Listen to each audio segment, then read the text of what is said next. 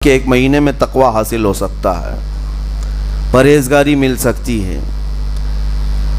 یہ شہر طاعات ہے، شہر عبادات ہے۔ شہر کا مطلب مہینہ ہے عربی میں۔ اور دیکھیں کتنی سہولیات تمہارے لیے رکھی گئی ہیں کہ شیطان کے وسوسوں سے محفوظ رکھا گیا، کہ تمہیں مہینہ بھر شیطان اور اس کی ذریت سے، اس کے حملوں سے بچا کر رب تبارک و تعالیٰ نے اس مہینے میں رکھا ہے۔ تو اب میرے عزیزو، تھوڑی سی محنت کی ضرورت ہوتی ہے تاکہ ہمارا دل پاک ہو جائے۔ تھوڑی سی اور محنت اس میں کر لی جائے تو انسان کا باطن پاک ہو جائے۔ تقوی کیا چیز ہے اور اس کا حاصل کرنا کیوں ضروری ہے، میں آپ کو بتاؤں۔ تقوی کا مطلب سب سے اہم چیز یہ ہے اللہ کا خوف۔ یہ بنیادی چیز ہے، یہ بنیادی چیز ہے۔ اور یہ اگر بنیاد ہے تو ہر عمل میں آپ کے تقوی حاصل ہو جائے گا۔ نماز کیوں پڑھتے ہو؟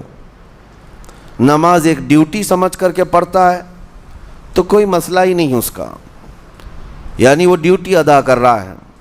لیکن نماز میں اگر خوف خدا ہے، اللہ کے ڈر سے پڑھتا ہے، یہی تقوی ہے۔ روزہ کیوں رکھ رہا ہے؟ سب محلے میں رکھ رہے تھے، ہم نے بھی رکھ لیا۔ روزہ اس لیے رکھ رہا ہوں کہ لوگ برا نہ سمجھیں، یا اسلام کا ایک حصہ ہے۔ اتنی ہی نیت تھی تو پھر اس نے روزے سے کچھ حاصل نہیں کیا، لیکن اسی روزے کو اللہ کے خوف سے رکھا، یہی تقوی ہے۔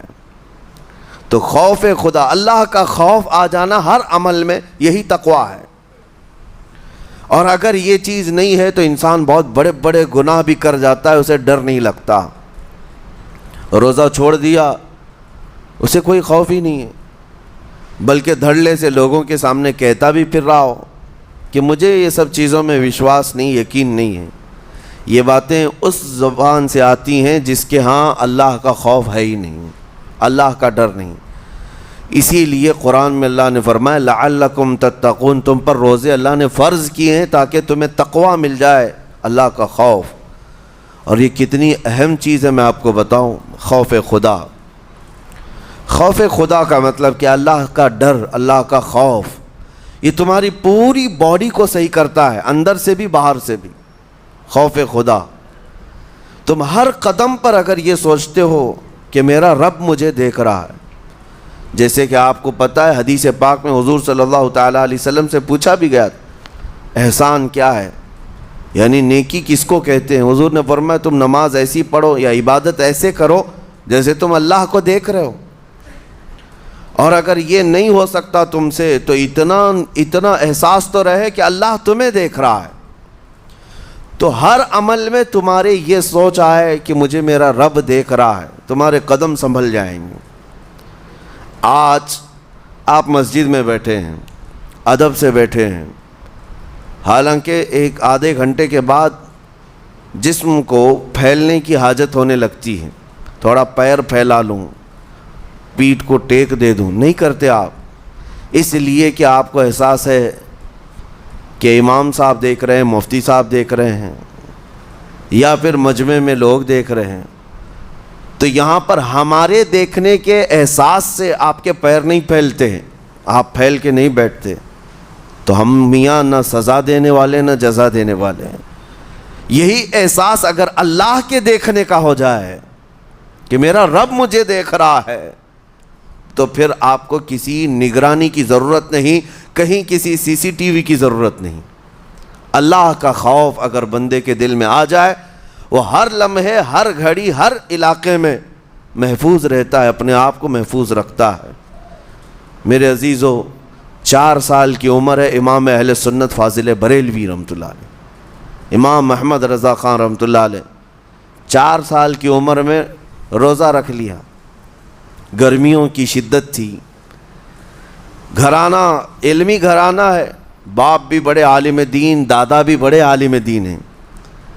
4 سال کی عمر میں روزہ تو رکھ لیا، اور جب تھوڑی دوپہر ڈھل گئی، اچھوں کی حالت دھوپ کے دنوں میں خراب ہونے لگتی ہے، تو شام ہونے کو قریب تھی کہ ایک کمرے کے اندر دادا محترم نے پوتے کو بند کر دیا اور کچھ پھل فروٹ ساری چیزیں اندر رکھ کر کے دروازہ باہر سے بند کر لیا. کہا بیٹا کھا لینا، میں کسی کو بتاؤں گا نہیں، کسی کو نہیں بولوں گا. 4 سال کی عمر ہے، تمہارا روزہ بھی رہے گا، کھا کر کے تھوڑا پیٹ ہلکا کر لینا. تو یہ دروازہ بند کر کے دادا محترم چلے گئے. کافی دیر کے بعد دروازہ کھلا تو وہ پھل فروٹ ویسے کے ویسے ہیں، بچہ ویسے ہی بیٹھا ہوا ہے. امام احمد رضا رحمۃ اللہ تعالیٰ علیہ، 4 سال کی عمر کی بات کر رہا ہوں. دادا نے آ کر پوچھا بیٹا کھائے نہیں؟ دروازہ بند کر لیا تھا. تو 4 سال کی عمر میں مولانا امام احمد رضا کہنے لگے کھا تو لیتا لیکن ہر گھڑی میرا مولا تو دیکھ رہا ہے، جس کے لیے روزہ رکھا وہ تو دیکھ رہا ہے. یہ ہے تقویٰ، یہ ہے خوف خدا کہ اگر یہ کسی کے دل میں بیٹھ جائے، اسے لوگوں کو دکھانے کی یا لوگوں کے اسے دیکھنے کی کوئی ضرورت ہی نہیں. میرے عزیزو، تقویٰ حاصل کرنے کا یہ اتنا بہترین راستہ ہے، اتنا بہترین راستہ ہے. آپ روزہ ہیں، کس کو پتہ ہے؟ میں روزہ ہوں، کس کو پتہ ہے؟ یہ راز ہے میرے اور اللہ کے درمیان. آپ روزہ ہیں، یہ راز ہے آپ کے اور اللہ کے درمیان. بہت سارے موقع آپ کے پاس ہیں دن بھر میں، فجر سے لے کر عصر تک. کئی مرتبہ وضو میں جانا پڑتا ہے، باضابطہ آپ کلی کر رہے ہیں، آدھا نگل جاتے، کس کو خبر ہے؟ یا کہیں چھپ کر کے کوئی ہلکی سی چیز چبا لیتے، کس کو خبر ہے؟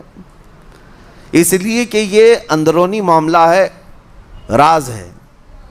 آپ کھا رہے ہیں پی رہے ہیں یا نہیں کھا رہے ہیں نہیں پی رہے ہیں، یہ کوئی دوسرا نہیں کہہ سکتا. آپ کے اور آپ کے اللہ کے درمیان یہ راز ہے. اور آپ بچے ہوئے ہیں، حلق سوکھا ہے شام کے وقت میں اور پیٹ بھی پیٹ سے لگنے آ جاتی ہے. کام کرنے والے جانتے ہیں کہ شام ہوتے ہی روزے کا اثر کس قدر ظاہر ہوتا ہے. کام کرنے والوں کو زیادہ اثر پڑتا ہے، اے سی میں سونے والوں کو روزہ کہاں پتہ چلتا ہے.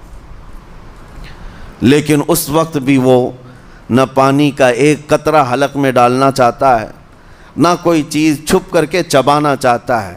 مجھے بتاؤ میرے عزیزو، کیوں اپنے آپ پر یہ تکلیف اور اپنے آپ پر یہ زیادتی کر رہے ہو؟ آپ کو اندازہ ہوتا ہے یہ میں زیادتی نہیں کر رہا، نہ ہی اپنے آپ کو تکلیف میں ڈال رہا ہوں، یہ میرے رب کی رضا ہے، میں اسی پر قائم ہوں.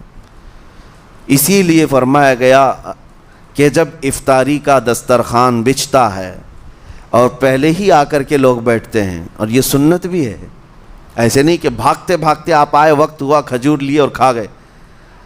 افطاری کے وقت سے تھوڑی دیر پہلے بیٹھ جاؤ. تمہارے دسترخوان پر نعمتیں رکھی ہوئی ہیں، پھل بھی ہیں، میوہ جات بھی ہیں، کچھ کھانے پینے کی چیزیں بھی ہیں، ٹھنڈا شربت بھی ہے. دیکھتے ہوئے بیٹھے ہیں آپ، لیکن ہاتھ نہیں لگاتے ہیں. انتظار ہے وقت کا کہ ادھر سورج کے غروب ہونا ہے اور میری افطار ہونی ہے. اعلان سنتے ہیں، اذان سنتے ہیں، اس کے بعد آپ اٹھاتے ہیں، لیکن اتنی دیر تک آپ خاموش بیٹھے ہیں دسترخوان کے پاس، سارے لوگ دیکھتے رہتے. یہ وہ منظر ہے جس کو فرمایا گیا رب ذوالجلال بھی اپنے بندوں کو دیکھ رہا ہے. رب تبارک و تعالیٰ بھی دیکھ رہا ہے اپنے بندوں کو، اور سارے فرشتوں کو بلا کر میرا مولا اعلان فرماتا ہے یہ میرے بندے ہیں، دیکھو یہ شام کا وقت ہے، ان کے حلق سوکھ چکے ہیں، ان کے پیٹ میں بھوک کی شدت ہے اور ان کے سامنے اچھی نعمتیں پڑی ہوئی ہیں. اے فرشتوں دیکھو میرے ان بندوں میں سے کوئی بھی ان نعمتوں کو ہاتھ نہیں لگاتا، یہ صرف اور صرف میرے لیے بھوکے اور پیاسے ہیں. اور فرشتوں سے اللہ فرماتا ہے تم گواہ ہو جاؤ، ان کی حلق تر ہونے سے پہلے ان کے لیے میں نے جنت لکھ دیا. اسی لیے حدیث پاک میں ہے جب افطار کرتے میرے آقا صلی اللہ علیہ وسلم یوں ارشاد فرماتے ذهب الظمأ وابتلت العروق وثبت الاجر انشاءاللہ. پیاس بجھ گئی، رگیں ٹھنڈی ہو گئی اور اجر اللہ کے ہاں پکا ہو گیا. یہ حضور پاک ہر افطار میں عرض کرتے تھے. میں آپ کو یہ عرض کر رہا ہوں کہ یہ چھپی ہوئی چیز، اسی کا نام تقویٰ ہے. آپ صرف اور صرف بچے ہیں اللہ کے خوف سے. اب سنو حدیث پاک، قیامت کے دن حساب و کتاب ہوگا اور جنت میں جانے کا پروانہ کچھ لوگوں کو مل جائے گا اور سب جنت کی طرف جا رہے ہوں گے۔ اس میں بہت سارے لوگ ہیں جو پل صراط پر چل کر کے جنت پہنچیں گے۔ اب جب کافی لوگ جنت کے دروازے پر پہنچیں گے، ایک